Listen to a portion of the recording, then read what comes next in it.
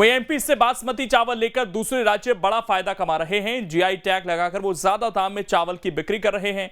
इससे मध्य प्रदेश के किसानों में मायूसी है। आखिर मध्य प्रदेश को जीआई टैग मिलने में क्या पेंच है, कब तक प्रदेश के किसानों को इंतजार करना पड़ेगा, इस रिपोर्ट में आप देखिए।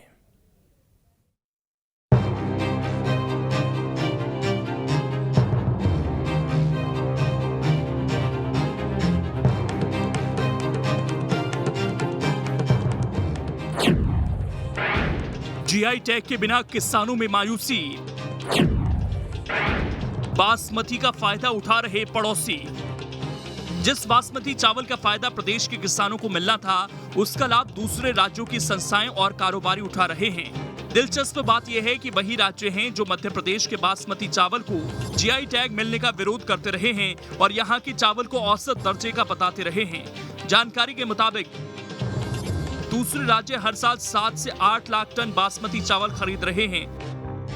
कम दाम पर चावल की खरीदी करते हैं, बाद में जीआई टैग लगाकर चावल को एक्सपोर्ट करते हैं और करीब 1000 रुपए प्रति क्विंटल मुनाफा कमाते हैं। दिल्ली और हरियाणा सरकार की संस्थाएं भी चावल ले रही हैं। इससे प्रदेश के किसानों को सालाना 5000 करोड़ का घाटा हो रहा है। दरअसल प्रदेश पिछले 12 साल से जीआई टैग की लड़ाई लड़ रहा है। कुछ राज्यों की आपत्ति की वजह से मामला अब सुप्रीम कोर्ट में है। यह स्थिति तब है जब बासमती का सबसे बड़ा उत्पादक राज्य है। निश्चित रूप से उस पे एक रिसर्च करने की जरूरत है कि जिन क्षेत्र में मध्य प्रदेश में हमारा ये बासमती चावल पैदा हो रहा है और उनका जो चावल पैदा हो रहा है, उसको दोनों को एक बार क्वालिटी लैब में टेस्ट करके पता लगाया जा सकता है कि आखिर हमारा चावल में क्या कोई कमी है। यदि कोई कमी नहीं है तो हमारे चावल को भी जीआई टैग मिलना चाहिए। जीआई टैग का प्रोसेस ये है कि उस क्षेत्र में बासमती कब से पैदा हो रहा है, इसमें मुख्य रूप से उसका इतिहास है। बासमती चावल की जीआई टैग को लेकर मध्य प्रदेश लंबे समय से मांग करता रहा है। इसके पीछे मजबूत तर्क और आधार भी है। दावा है कि एमपी में बासमती चावल की गुणवत्ता दूसरे राज्यों से बेहतर है। एमपी 59,238 मैट्रिक टन बासमती चावल का एक्सपोर्ट करता रहा है। कभी भी दूसरे देशों से गुणवत्ता की शिकायत नहीं आई। लेकिन जिनके पास पहले से जीआई टैग है, उनका ये तर्क है कि इससे दूसरे राज्यों के किसानों को नुकसान होगा। अगर एमपी उत्पादक राज्यों में आया तो आपूर्ति बढ़ेगी। आपूर्ति बढ़ने से कीमतें कम हो जाएंगी। कीमत कम होने से गुणवत्ता खराब होगी। गुणवत्ता खराब होने पर बड़े बासमती उत्पादकों को नुकसान होगा। तो सरकार पूरी तरह गंभीर है और अगर मैं आपको याद दिला दूं, कुछ दिन पूर्व माननीय शिवराज सिंह जी ने भी आश्वासन दिया है कि मध्य प्रदेश का जो चावल है वो सर्वोत्कृष्ट क्वालिटी का है और शीघ्र ही उसको पर्याप्त जीआई टैग के लिए कार्रवाई करेंगे। और मुझे उम्मीद है कि आने वाले समय में जो आप कह रहे हैं कि किसानों का नुकसान हो रहा है, उससे बचत होगी और किसानों को उसका लाभ मिलेगा। आज मध्य प्रदेश का जो बासमती है वो सिर्फ राष्ट्र भर नहीं, विदेश में भी फेमस है।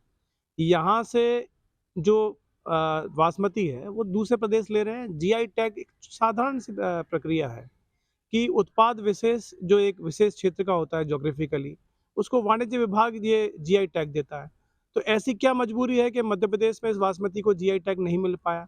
तकरीबन 5000 करोड़ का नुकसान यहाँ के किसान झेल रहे हैं। यदि जीआई टैग मिल जाए तो एक तो ये होता है कि आपका जो राज्य है उसकी भी विशेषता बढ़ जाती है कि यहाँ पे ये उत्पाद विशेष मिलता है। अब सवाल है कि आखिर जीआई टैग नहीं मिलने से नुकसान क्या है। तो दरअसल मध्य प्रदेश के 13 जिलों में बासमती धान की खेती होती है, लेकिन जीआई टैग नहीं होने से इलाके को बासमती की पहचान नहीं मिल पाई।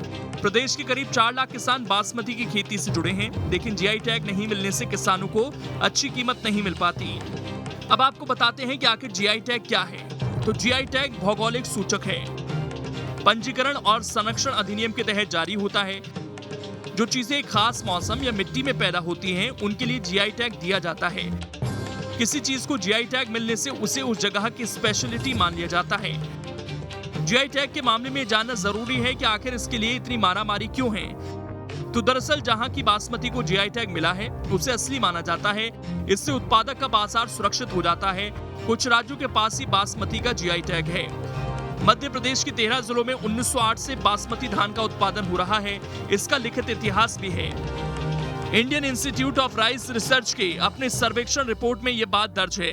इतना ही नहीं, भारत सरकार 1999 से ही मध्य प्रदेश को बासमती धान के ब्रीडर बीज की आपूर्ति कर रही है।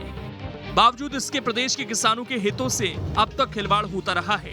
बासमती चावल के लिए मध्य प्रदेश के पास जीआई टैग होता तो यहाँ के किसानों की भी आय सालाना 2 गुना हो सकती थी, लेकिन यूपी, पंजाब, हरियाणा जैसे राज्य इसी चावल को खरीदकर अपना जीआई टैग लगाकर साल का हजारों करोड़ का मुनाफा कमा रहे हैं और एमपी का किसान ठगा सा महसूस कर रहा है। कृषि वैज्ञानिकों का कहना है कि ये मामला अभी कोर्ट में चल रहा है, इसलिए इस पर ज़्यादा टिप्पणी नहीं कर सकते।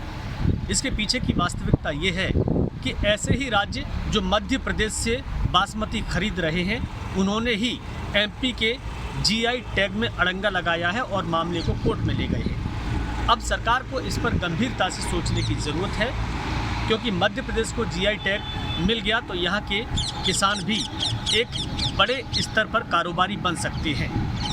कहीं ना कहीं सरकार इस पर गंभीरता से काम करे तो किसानों को बड़ी सौगात मिल सकती है। Vinod Sharma, news state.